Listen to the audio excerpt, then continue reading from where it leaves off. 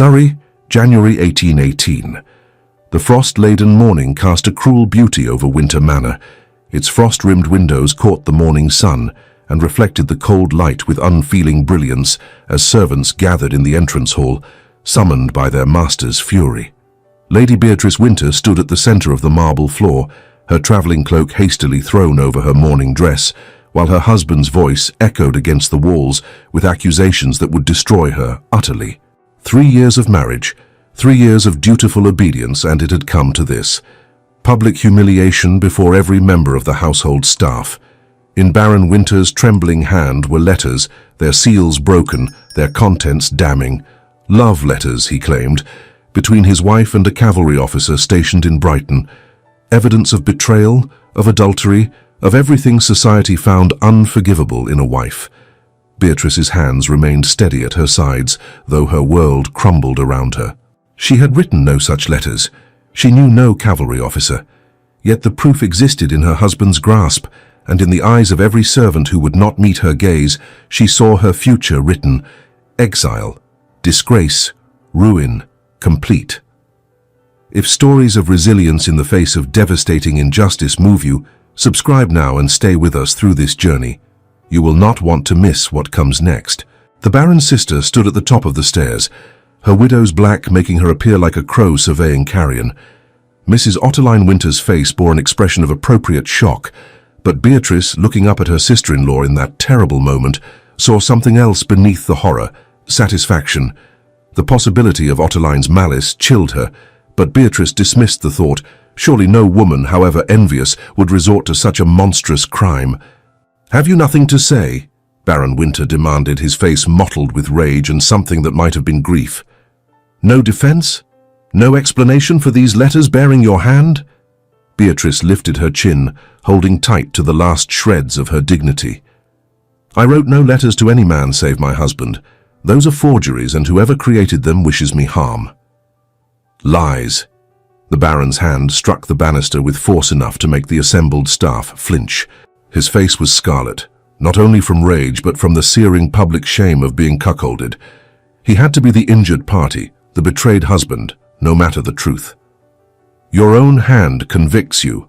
The seals, the paper, everything authentic. You have rendered me a figure of contempt, madam. You have dishonored this house and the name I gave you." "Then examine them properly," Beatrice said, her voice carrying despite its quietness. "Have an expert verify the hand. I am innocent of these charges, and time will prove it so." "Time?" Her husband's laugh was bitter. "Time enough for you to birth a bastard and claim it mine. No, madam. You will leave this house within the hour. Take what you came with, nothing more. I will ensure the settlements are forfeit. You are banished from my sight and shall receive no further support from this house." A murmur ran through the servants, a rustle of shock that even the Baron's rage could not entirely suppress. To cast out a wife without formal separation, without even a hearing before witnesses of equal rank, was irregular at best. But a woman accused of adultery had no rights that society would defend. "Where shall I go?" Beatrice asked, the first tremor entering her voice. "That, madam, is no longer my concern." Baron Winter turned his back on her, addressing his sister instead. "Ottoline, see that she is gone before noon. I cannot bear the sight of her a moment longer." The cottage in Sussex had belonged to Beatrice's mother, a small property held in trust that even her husband could not touch. It was to this refuge she fled.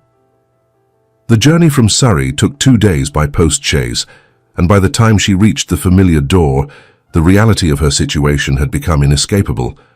The cottage was cold, having stood empty since her mother's death 2 years prior. Beatrice managed to get a fire lit in the drawing-room grate, huddling close to its meagre warmth as darkness fell. She had no maid, no companion, no one to witness her first night of exile. The loneliness was absolute. It was 3 weeks before the worst of the shock receded enough for her to think clearly. In those weeks she had survived on the small supply of provisions left in the pantry, and what credit her mother's old account still held with the village merchants.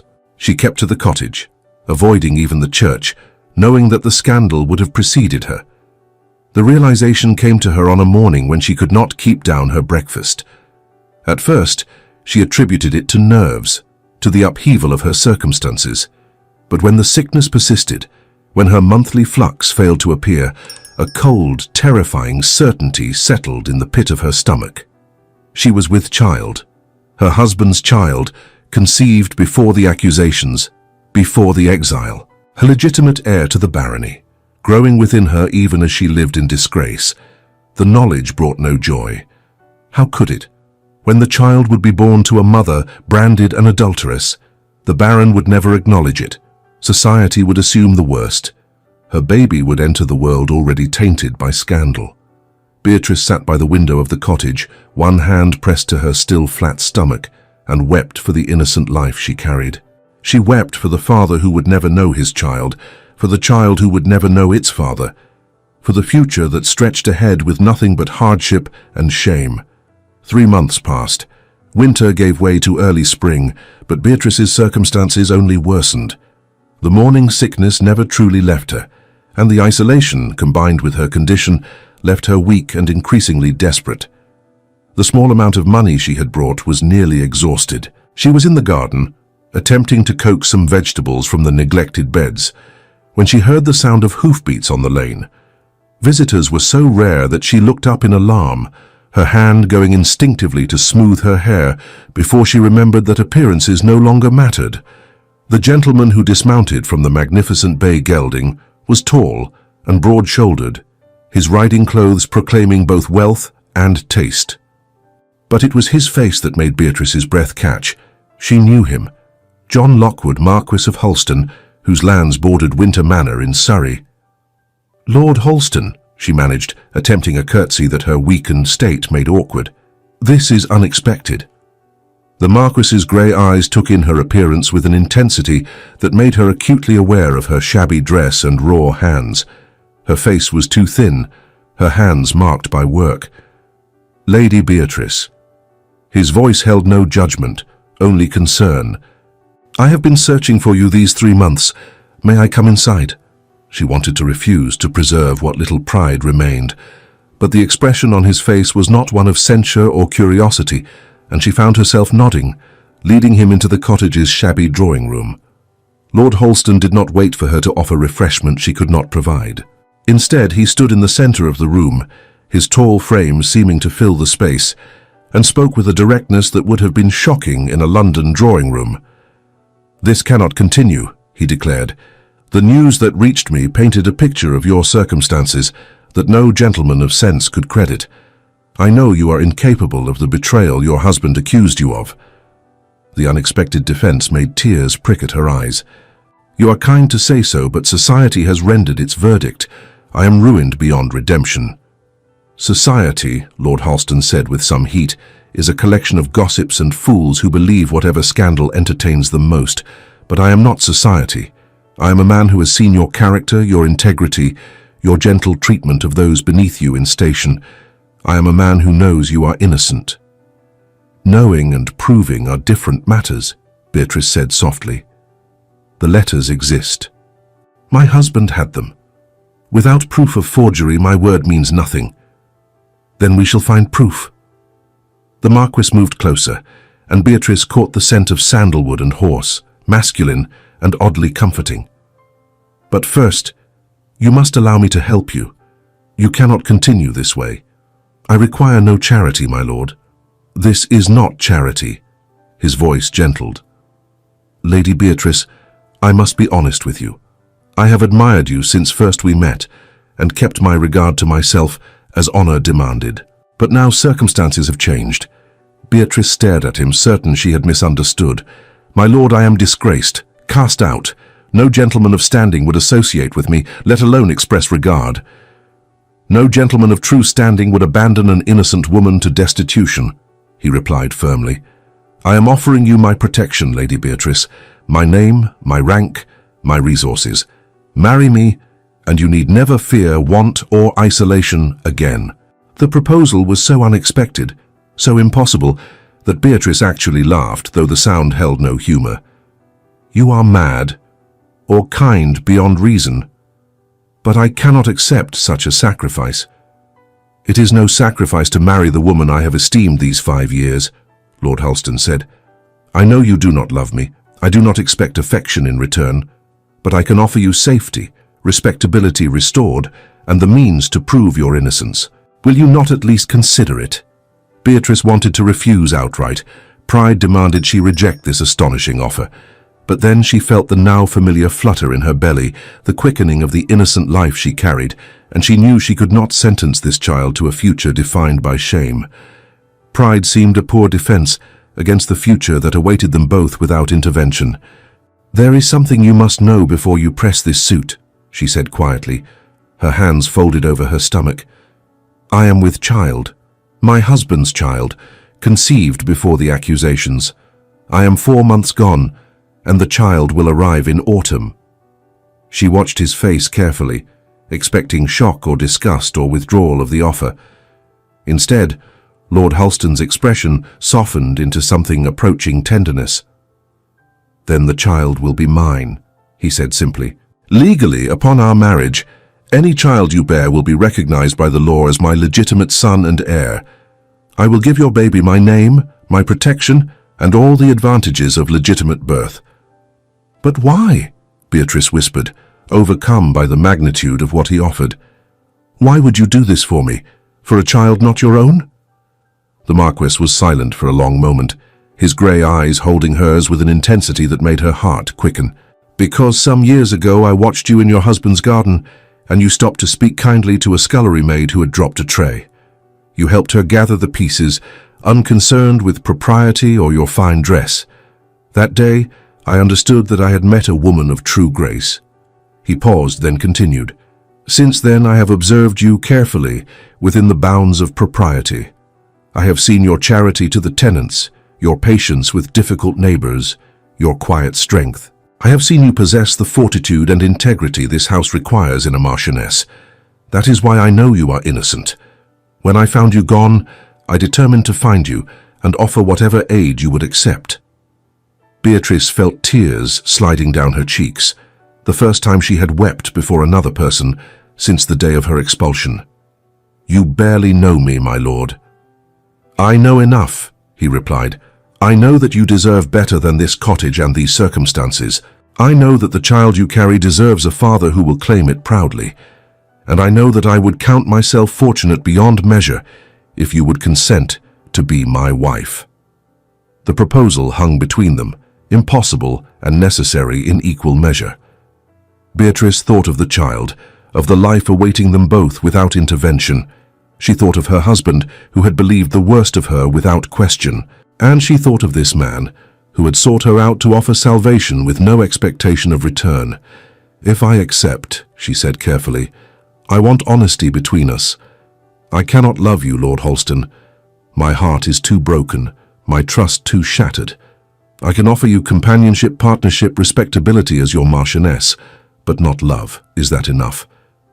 "It is more than enough," he replied without hesitation. "Love may come in time, or it may not. But respect, honesty, and partnership are foundations more solid than passion. Will you marry me, Lady Beatrice?" She took a breath, feeling the weight of the decision settle into her bones. Then, with a steadiness that surprised her, she nodded. "Yes, my lord, I will marry you." The wedding took place 3 days later, in a small church in the neighboring county, witnessed by the vicar and his wife. Lord Halston had procured a special license using his family's influence with the Archbishop, waiving the required bans and citing Beatrice's immediate need for protection. He was willing to risk censure for the speed of the marriage, demonstrating his commitment. Beatrice wore her best remaining dress, altered hastily to accommodate her changing figure, and held a small bouquet of early spring flowers the vicar's wife had gathered. As she spoke her vows, Beatrice studied the man who was becoming her husband. John Lockwood, 7th Marquess of Halston, was 8 years her senior, with thick dark hair silvered at the temples and grey eyes that held both intelligence and warmth. His face was too strong to be called handsome, but it was a good face, she thought, an honest face.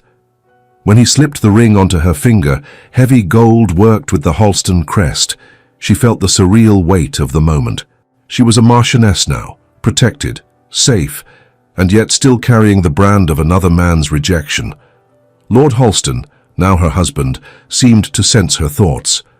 As they left the church, his arm supporting hers with careful solicitude, he spoke quietly. "We will travel to Halston Park today. It is your home now, and you need never fear judgment there. My household is loyal and discreet." Halston Park lay in Gloucestershire, far enough from Surrey to provide a buffer against gossip, yet close enough to London to maintain social connections when needed. The journey took the better part of the day, and Beatrice spent much of it in silent contemplation, watching the countryside roll past the carriage windows. Her new husband sat opposite her, respecting her need for quiet, occasionally pointing out landmarks or features of interest. His consideration was marked, his manner gentle, and Beatrice found herself grateful for the careful distance he maintained. He had promised honesty and partnership, not passion, and he was keeping his word. The estate, when they reached it, was magnificent. Halston Park sprawled across gentle hills, its pale stone glowing in the late afternoon sun. The house itself was Elizabethan, with later additions that harmonized rather than jarred, presenting an impression of gracious permanence. The staff assembled in the entrance hall to greet their new Marchioness. Lord Halston introduced her to his steward, housekeeper, and the senior servants with a pride that seemed entirely genuine. If any of them knew of the scandal that had preceded her arrival, their faces betrayed nothing but welcome. "Mrs. Thornbury will show you to your chambers," Lord Halston said when the introductions were complete. "Rest, and we shall dine informally this evening. You need to regain your strength, and tomorrow will be time enough to discuss the future." The Marchioness's suite was on the first floor, a series of interconnected rooms facing south over formal gardens. The bedchamber was decorated in soft greens and golds, feminine without being frivolous. A dressing room opened to one side, and beyond that, a private sitting room where Beatrice could imagine spending peaceful hours. But it was the door connecting her chambers to her husband's that drew her attention. It stood closed but unlocked, a quiet promise of their unusual arrangement. Mrs. Thornbury, a capable woman of middle years, seemed to sense her apprehension. "His lordship gave instructions that you are not to be disturbed unless you wish it, my lady. Your privacy will be respected absolutely." The reassurance brought a rush of relief that must have shown on Beatrice's face, for the housekeeper smiled kindly. "His lordship is a good man, my lady. Fair and thoughtful. You need not fear his intentions." That evening, dining in the small family parlour rather than the formal dining room, Beatrice began to understand what Mrs. Thornbury had meant. Lord Halston, now simply John to her when they were private, kept the conversation light and undemanding. He asked about her comfort, her preferences for household arrangements, her wishes regarding staff. "I will not pretend to understand the needs of a woman in your condition," he admitted over the final course. "But Mrs. Thornbury has delivered 5 healthy children and will be an excellent resource. Any accommodation you require, any adjustment to your routine, you have only to request it." "You are exceedingly kind," Beatrice said quietly. "I am not certain I deserve such consideration." "You deserve far more than I can provide," John replied with some force. "But we shall start with safety, comfort, and the freedom to heal from what was done to you." After dinner, he escorted her back to her chambers and bowed over her hand with perfect formality. "Sleep well, Beatrice.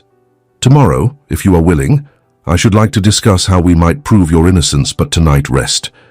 In the solitude of her magnificent bedchamber, Beatrice lay awake for hours, one hand resting on her growing belly. She had escaped destitution. She had found an unexpected ally. But the question of her ruined reputation remained, and with it the shadow of the woman who had engineered her fall. The morning brought sunshine and a sense of purpose Beatrice had not felt in months. After breaking her fast, for the first time since her expulsion eating without nausea, she met John in the library, a beautiful room lined with books and warmed by a generous fire. "I have been making inquiries," John said without preamble, gesturing for her to sit in a comfortable chair near the hearth. "Discreet inquiries, through agents I trust, about the letters that condemned you." Beatrice leaned forward, hope and dread warring in her chest. "What have you learned?" "That they exist. That your husband had them examined by 2 separate experts, and that both declared the handwriting to be yours." John's face was grim. "However, I also learned something curious. The letters appeared quite suddenly all at once, delivered to your husband by his sister. Otterline, Beatrice breathed, the name bitter on her tongue. I knew it. I saw satisfaction in her face that morning. She wanted me gone. The question is why, John replied, beginning to pace the length of the library. What did she gain from your ruin? Your husband is still relatively young, capable of remarrying.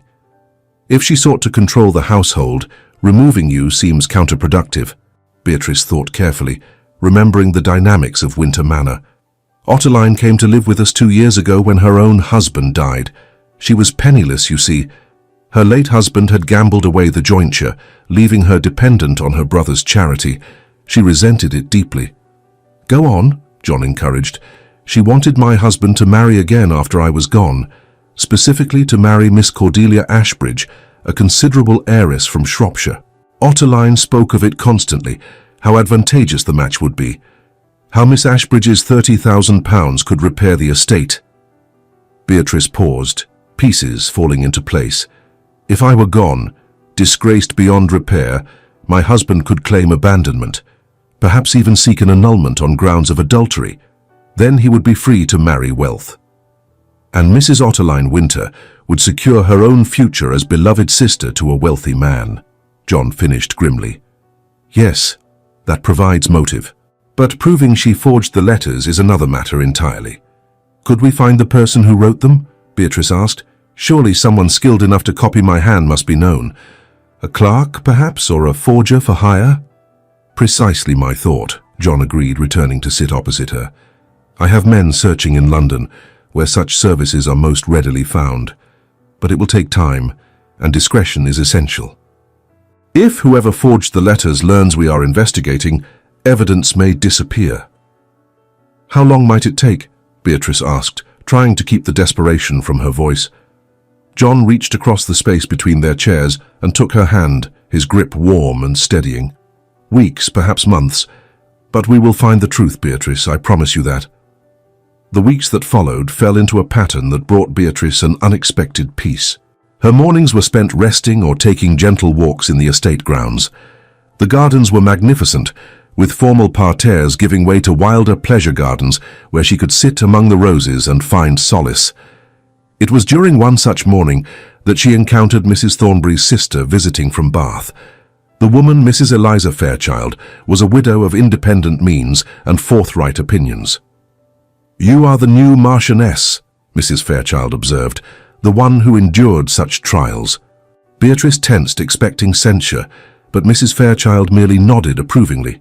My late husband cast me aside when I failed to produce an heir, divorced me through an Act of Parliament, claiming I was barren. 3 months later, I discovered I was with child. I fled to Scotland and hid until my daughter was born. He never knew of her existence. What happened? Beatrice asked. I raised her alone. She is grown now, happily married. My former husband died 5 years ago, never knowing he had a child. Mrs. Fairchild's expression held both satisfaction and sadness. I tell you this so you understand. You are not alone in suffering injustice, but you have found a man worthy of the name. The words stayed with Beatrice.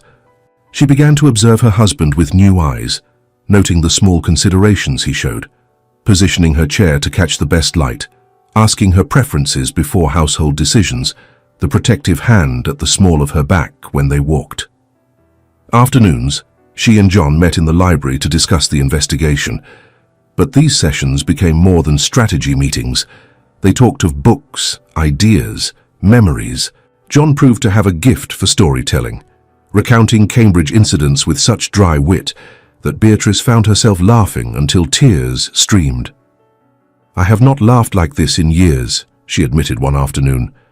Then I shall make it my mission to ensure you laugh every day, John replied tenderly. Laughter suits you, Beatrice. He read to her evenings when she grew tired, his deep voice soothing. He arranged for the finest physicians to attend her, sitting through examinations with her hand clasped in his. Most surprisingly, he spoke to her with the respect due an intellectual equal, seeking her opinions on estate matters. You seem surprised that I consult you, he remarked when she had hesitantly offered a suggestion. My first husband rarely sought my counsel, Beatrice admitted. He viewed me as decorative and dutiful, nothing more. A profound censure touched John's features. Then your first husband was a fool of the first order. You have one of the keenest minds I have encountered, male or female. I would be the fool to ignore it. As spring deepened, John arranged for a greenhouse to be converted into a conservatory, filling it with exotic plants. It became their evening refuge, where they could sit surrounded by jasmine and orange blossom, talking or reading. Beatrice's figure grew more pronounced, and with it came both joy and melancholy. She mentioned this to John one evening in the conservatory, the last light painting the glass panes gold and crimson. "Do you ever regret taking on another man's child?" she asked quietly. John set aside his book, giving her complete attention. "I regret only that circumstances required such haste. Given time, I would have courted you properly, won your affection before your hand. I would have taken you to the opera, sent you flowers, written you terrible poetry that would have made you laugh." He reached across to cover her hands with his. "But regret this child? Never. From the moment of our marriage, this baby became mine in every way that matters. When you felt the first movements, you told me. When the physicians examined you, I was present. This child knows my voice already, responding when I speak to it. How could I be anything but a father?" "You are remarkably generous," Beatrice murmured, tears pricking her eyes. "I am remarkably fortunate," he corrected gently. "Many men search their whole lives for a woman of your quality and never find her. I found you, and by some miracle you agreed to marry me. The child is not a burden, but a gift. The chance to be a father, to raise a child with you, to build a family." The words touched something deep within Beatrice that had been frozen since her expulsion. For the first time, she felt the ice around her heart begin to crack, warmth seeping through. "Will you tell me about your family?" she asked. John's expression grew distant. "My parents died when I was 17, within 6 months of each other. Influenza took my mother, and my father simply lost the will to live without her. They were devoted, childhood sweethearts, utterly besotted for 30 years. That must have been difficult." "It was, inheriting so young with no preparation. My steward taught me everything about land management. Between them, they saved me from ruin." "Is that why you value loyalty so highly?" "Partly. But also because I saw what my parents had. A partnership built on mutual respect and genuine affection. They consulted each other on everything, supported each other through difficulties. That is what I always hope to find in marriage, Beatrice. Not passion alone, which fades, but partnership that endures." Before she could respond, the baby delivered a vigorous kick. A slow wonder spread across John's face. "May I?" At her nod, he carefully pressed both hands to her belly. The baby performed admirably, delivering a series of movements that made John laugh aloud. "Strong," he said approvingly. "This child will be a force to reckon with." "Like their father," Beatrice said without thinking. "Like both their parents," he corrected gently. "For you are the strongest person I know. You have endured what would have broken others, and you stand here still hopeful, still believing in goodness. That is a strength worth inheriting." It was in June, when roses bloomed in profusion and Beatrice's confinement approached, that John's investigators finally found what they sought. He came to her sitting room one afternoon, his face alight with triumph, bearing a sealed packet of documents. Beatrice was reclining on a chaise longue, one of the few positions that offered comfort in her 8th month of pregnancy, attempting to embroider a cap for the baby despite her awkwardness. "We have him," he announced without preamble, crossing the room to sit beside her. "The forger, a clerk named Thomas Brigham, dismissed from his position at the Foreign Office for similar crimes. He has been located in Portsmouth, and with proper incentive is willing to confess to everything." "Tell me everything," Beatrice demanded, her voice steadier than she felt. John opened the packet, spreading papers across the low table before them. Brigham was discharged from government service 3 years ago after being caught forging diplomatic correspondence. He avoided prosecution by agreeing to leave London quietly. Since then, he has made his living in Portsmouth, creating false documents for those willing to pay. "How did your investigators find him?" Beatrice asked, leaning forward to examine the papers. "Through the stationer who sold him the paper," John explained, pointing to one of the documents. You see this watermark? It is specific to a particular mill in Kent. Only 3 stationers in England carry it. We questioned each of them about unusual purchases of fine writing paper. The third remembered a man matching Brigham's description, purchasing precisely the quantity needed for your alleged letters. Beatrice picked up one of the documents, her heart pounding as she recognized what appeared to be her own handwriting. These are his practice attempts? Yes, John confirmed. He kept them as insurance, should he ever need to prove his skill to potential clients. See here how he progressed? The first attempts are crude, but by the 10th sample the resemblance to your hand is remarkable. It is unsettling, Beatrice admitted, studying the forgeries, to see my own writing rendered by another's hand. How did he manage it? Mrs. Winter provided him with samples, John said, his voice hardening with anger. Letters you had written to your husband during your engagement, household notes, even pages from a journal you had left in your writing desk. Brigham is skilled at his criminal trade. Given sufficient examples, he can reproduce any hand with disturbing accuracy. He will testify to all of this, publicly? Beatrice asked, hardly daring to hope. For the right price and a guarantee of clemency, yes, John confirmed. He faces transportation if the truth emerges through other means.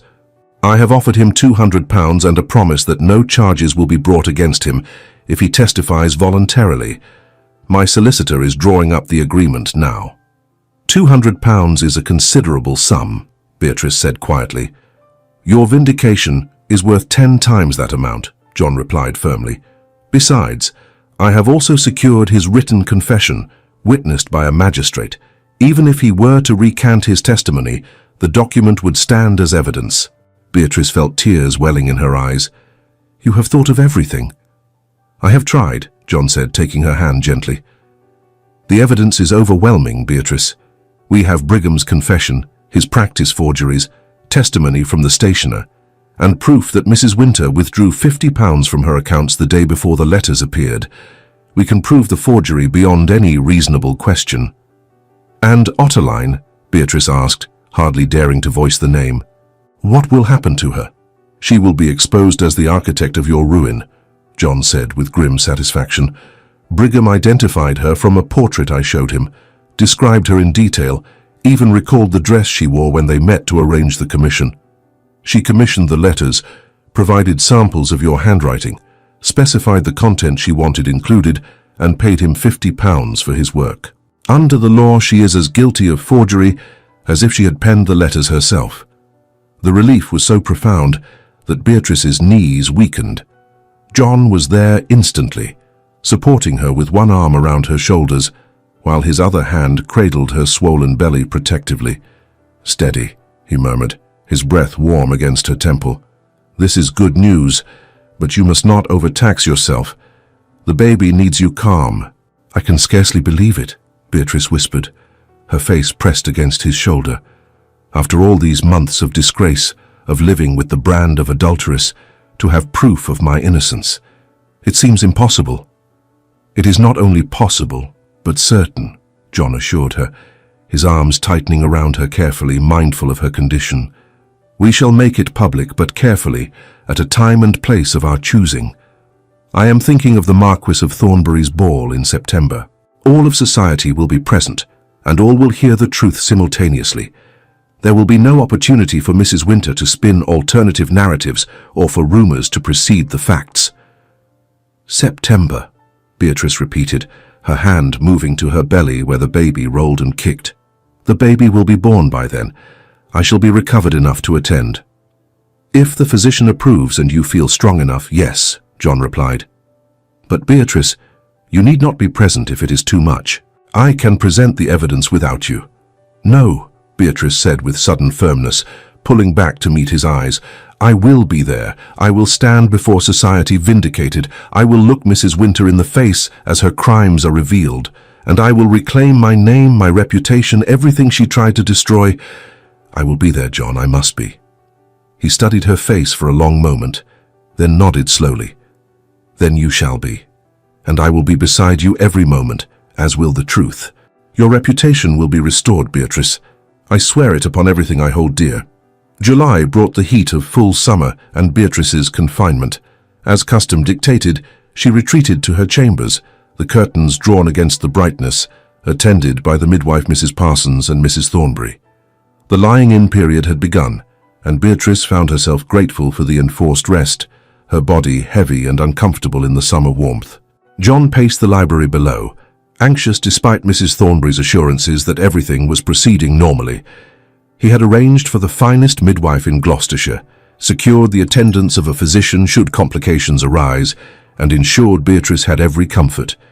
Yet the waiting gnawed at him, every sound from above making his heart leap.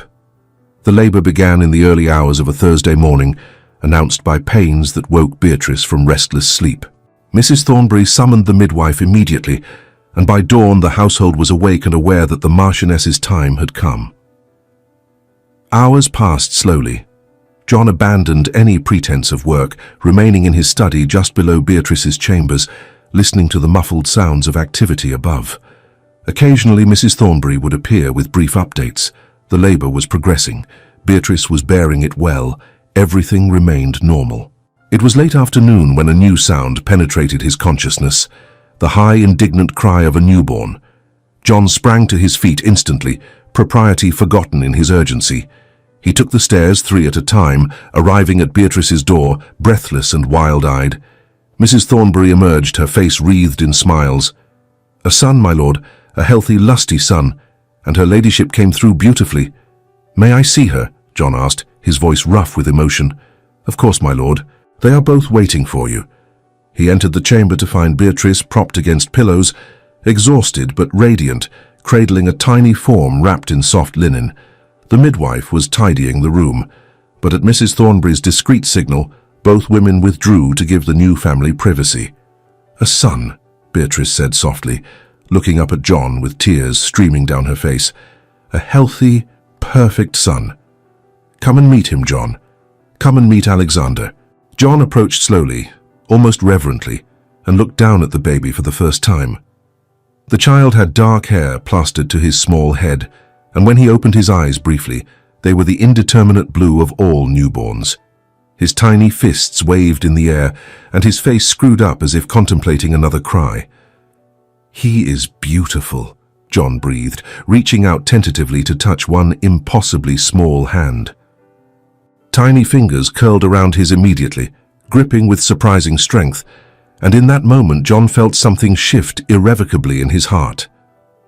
"May I hold him?"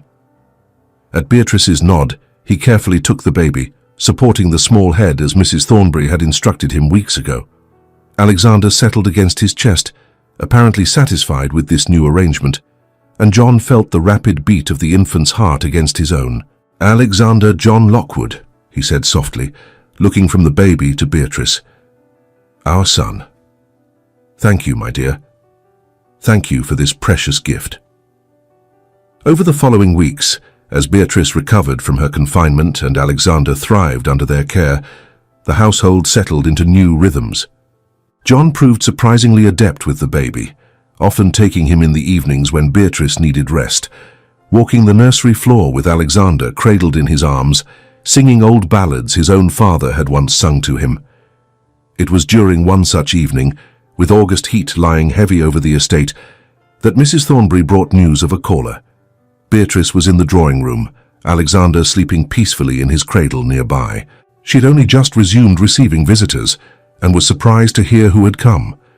"Baron Winter requests an audience with your ladyship," Mrs. Thornbury announced, her expression carefully neutral. "Shall I send him away?" Beatrice's heart clenched, but she forced her voice to remain steady. "No, show him in, but send word to Lord Holston immediately. I will not receive the Baron alone." Her former husband entered looking haggard, older than his 39 years. His eyes went immediately to the cradle, widening as he saw the infant within.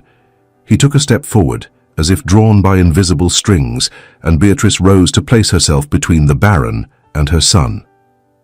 "So it is true," Baron Winter said hoarsely, his gaze fixed on the sleeping baby. "You have birthed a child, my child by the timing of it." "Indeed," Beatrice replied coolly, remaining standing to deny him any social advantage. My son Alexander, heir to the Marquess of Holston. What brings you to Gloucestershire, Baron? Surely we have nothing further to discuss. That child is mine, the Baron said, stepping forward urgently, his voice rising. Born of my wife, of my seed. I have a right to him. The law supports my claim. You have no wife here, Beatrice corrected sharply, her voice cutting through his protests like a blade. You cast me out, remember? Accused me of adultery before your entire household, expelled me from your house without mercy or hearing. You called me an adulteress and denied me any support while I carried this child. I am Lady Holston now, and this child is my husband's legal son from the moment of his birth. The timing, the Baron insisted, his eyes wild with something between desperation and grief. He must have been conceived before your departure, while you still resided at Winter Manor. That makes him my legitimate heir, no matter what marriage you have since contracted. He was conceived in your house, Beatrice acknowledged, her voice steady despite the pounding of her heart. But you forfeited all rights to him when you believed lies without question and destroyed an innocent woman based on forged letters. Did you come here merely to claim a child you rejected before his birth, or did some other purpose bring you to my door? Before the Baron could answer, the door opened and John entered, his face set in lines of cold fury. Baron Winter, I believe you were not invited to this house. This concerns me, Holston, the Baron replied, attempting authority. That child is of my blood. That child, John said with deadly calm, is legally mine from the moment of his birth. You cast out his mother while she carried him. You called her an adulteress and denied her any support. You have no claim here, legal or moral. She was false, the Baron burst out. The letters proved it. The letters, John replied, were forgeries, created by a clerk named Thomas Brigham at the commission of your sister, Mrs. Otterline Winter. We have proof, testimony and samples of his work. Lady Holston was innocent of every charge you laid against her. The colour drained from Baron Winter's face. That is impossible. Otterline would not do such a thing. Would she not? Beatrice asked, rising now, her voice low and cutting through the tension with the cold clarity of ice. Your sister was penniless, dependent on your charity. She wanted you to marry Cordelia Ashbridge and her £30,000. I was in the way, so she manufactured evidence to remove me. I do not believe you, the Baron said, but his voice lacked conviction. Then we shall prove it publicly, John stated. The evidence will be presented before witnesses of rank. Mrs. Otterline Winter will be exposed, and your wife's name will be cleared of every slander. The question is whether you wish to be present, to witness your own culpability, or whether you would prefer to learn of it second-hand. Baron Winter stared at them both, understanding slowly dawning in his eyes. If what you say is true, if Otterline did forge those letters, then I have committed a terrible wrong. You committed that wrong the moment you believed the worst of your wife without question, Beatrice said quietly. The moment you chose scandal over trust. The forgery simply provided the excuse. The Baron looked at the cradle, at the baby he would never know, and something crumpled in his expression. What will you do? Present this evidence? Damage my name beyond repair? You would expose me to the ridicule of the entire ton? We will clear Lady Holston's name, John said firmly. Whether that ruins you depends entirely on how you conduct yourself going forward. If you accept the truth and acknowledge your error, perhaps some mercy is possible. If you fight us, attempt to suppress the evidence or protect your sister, then you will feel the full weight of my displeasure. And I promise you, Baron, you do not wish that. There was a long silence. Then Baron Winter nodded slowly. When will this revelation occur? At the Marquess of Thornbury's ball in London, John replied. 1 month hence, all of society will be present and all will hear the truth. I suggest you prepare yourself accordingly. After the Baron departed, John knelt beside Beatrice, taking her hands in his. You were magnificent, he said softly. Strong and dignified. Everything he never deserved. I wished to tell him of the cold, the hunger, the despair, but the words caught. What purpose would they serve? No, John agreed, but vindicating you before society will help. Proving your innocence to everyone who whispered and judged. That will help. Will it truly change anything? Beatrice asked wearily. Society's memory is long when it comes to scandal. Then we shall give them new information to remember, John replied, brushing a strand of hair from her face with infinite tenderness. They will remember that Lady Halston was falsely accused. They will remember that she endured disgrace with dignity. And they will remember that the Marquess of Halston chose her, claimed her, and made her his Marchioness, knowing the full truth. September brought London's autumn season and the moment of reckoning. Beatrice, still regaining her strength after Alexander's birth, dressed in a gown of deep sapphire silk that complemented the Halston diamonds John insisted she wear. They arrived at Thornbury House, one of the grandest residences in Mayfair, to find the ball already in full flow. The moment of their entrance brought a ripple of shocked whispers. Many present knew of Baron Winter's accusations, and here was his disgraced former wife, now married to one of England's most respected marquesses, wearing jewels worth a small fortune.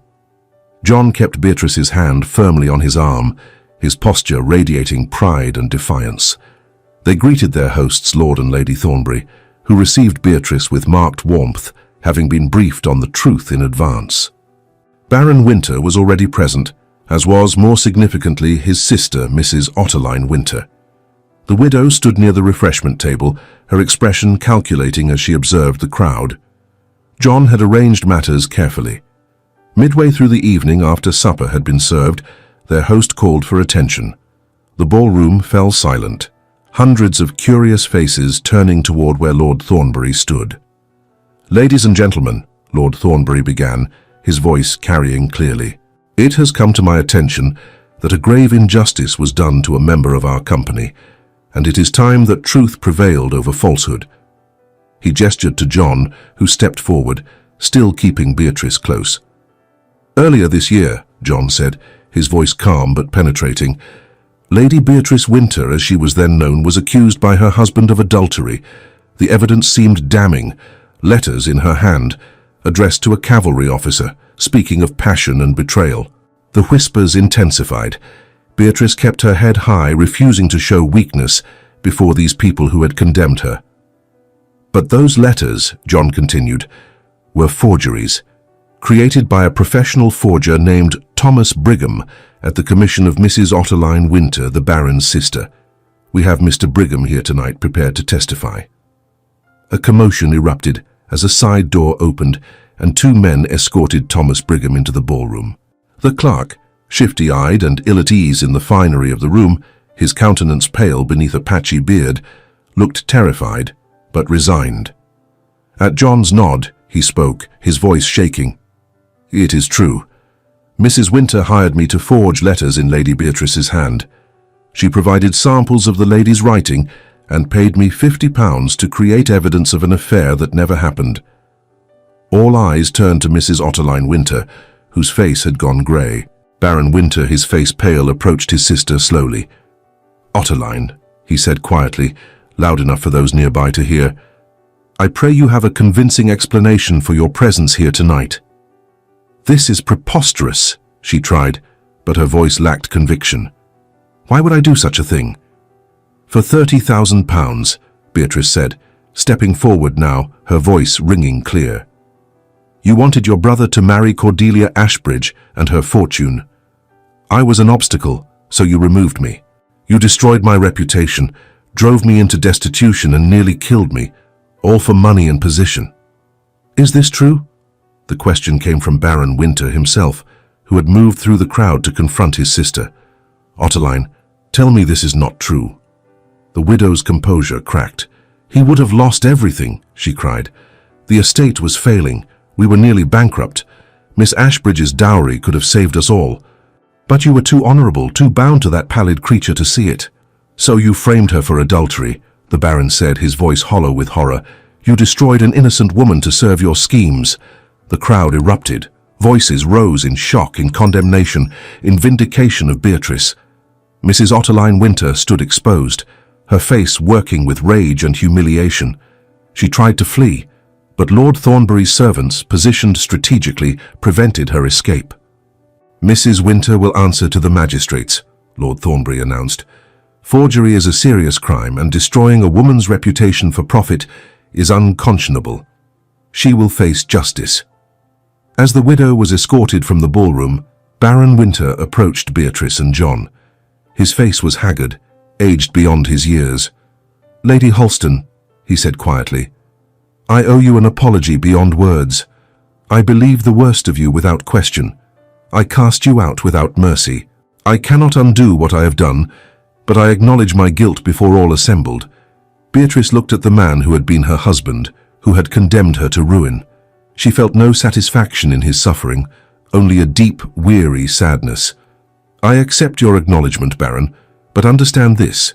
Your son, Alexander, is Lord Holston's child now. That door is closed forever." "I understand," the Baron replied, "and I accept it. It is what I deserve." As he turned away, John drew Beatrice into his arms, propriety forgotten in the moment of their triumph. The ballroom erupted in applause, society's acknowledgement of vindication and justice served. But more than the applause, more than the restored reputation, it was the look in John's eyes that made Beatrice's heart swell. Pride, yes, and satisfaction, but also something deeper, something that had been growing between them through months of partnership and trust. "John," she whispered, loud enough only for him to hear, "I think I need to tell you something." "What is it?" he asked, concern flickering across his features. "I believe," Beatrice said slowly, wonderingly, "that I am falling in love with my husband." His arms tightened around her, his hands framing her face with infinite tenderness. "Then may I claim my wife properly?" he asked, his voice rough with feeling. Without waiting for a reply, he drew her close, kissing her with a passion that had long been contained, claiming her heart as fully as he had claimed her name. The ballroom, the guests, the years of pain and disgrace, all faded into the reality of his arms and the promise of their future together. In the glittering ballroom surrounded by society's elite, Beatrice and John stood as living proof that love, when genuine and true, could triumph over even the cruelest injustice. 6 months passed in peaceful contentment. Spring returned to England, bringing with it a softening of the harsh winter that had defined so much of Beatrice's recent past. At Holston Park, life had settled into rhythms that felt both new and eternal. Beatrice stood in the conservatory one April morning. Alexander balanced on her hip as they examined the orchids John had ordered from a botanist in Kew. The baby, now 11 months old, reached for the blooms with determined fingers, and Beatrice gently redirected his attention to a less delicate specimen. "Your father spoils you," she murmured to Alexander, who responded with a gurgling laugh that was pure joy. Importing rare orchids simply because his son showed interest in flowers. "His son has excellent taste," John said from the doorway, and Beatrice turned to find her husband watching them with an expression that never failed to make her heart swell. Even after months of marriage, even after the vindication that had restored her name and position, she sometimes could not quite believe her fortune. "You are home early," she observed, as John crossed to them and pressed a kiss to first her forehead, then Alexander's. "I finished business in the village sooner than expected," John replied, taking Alexander from her arms with practiced ease. The child immediately grabbed for his father's cravat, a favorite game that John tolerated with infinite patience. "Besides, I prefer to spend the afternoon with my family rather than reviewing ledgers." They walked together through the conservatory and out into the gardens, where spring bulbs carpeted the lawns in riot of color. Alexander pointed at everything with imperious demands for naming, and John obliged with elaborate descriptions that made Beatrice smile. "He shall be unbearably spoiled," she said, not disapprovingly. "He shall be loved," John corrected. "There is a difference." As they reached the rose garden, John set Alexander down on a blanket Mrs. Thornbury had thoughtfully arranged there, surrounding the baby with wooden toys. Then he drew Beatrice to sit beside him, her back resting against his chest as they watched their son play. "I received a letter from Baron Winter," John said after a moment, his voice carefully neutral. "He has remarried, a widow from Kent, well dowered and sensible by all accounts." Beatrice considered this news, testing her reaction to it. She felt no pain, no jealousy, only a distant hope that her former husband might find some measure of peace. "I am glad for him," she said honestly.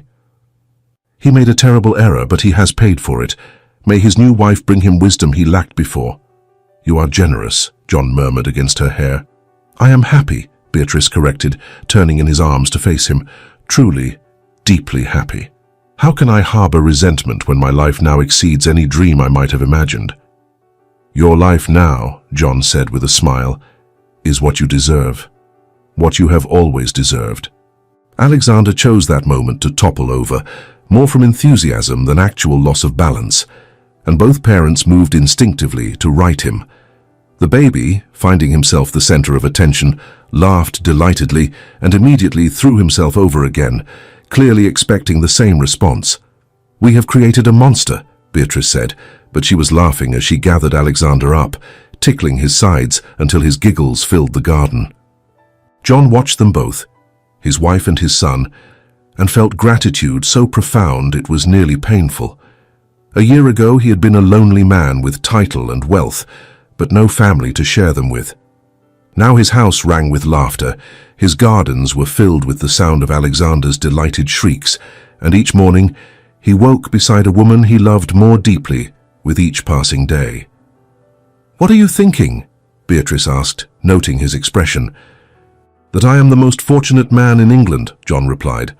"That every decision I have made, every risk I have taken, led me to this moment, to you, to him, to this life we are building together."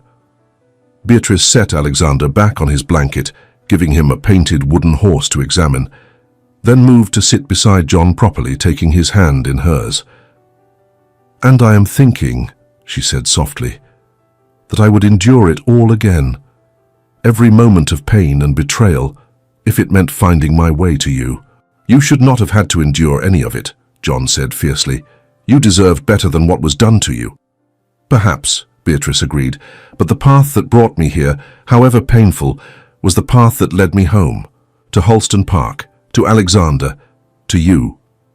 She paused, then added with a smile that held just a hint of shyness, "And perhaps if fortune continues to favor us, to the brother or sister Alexander may have in winter."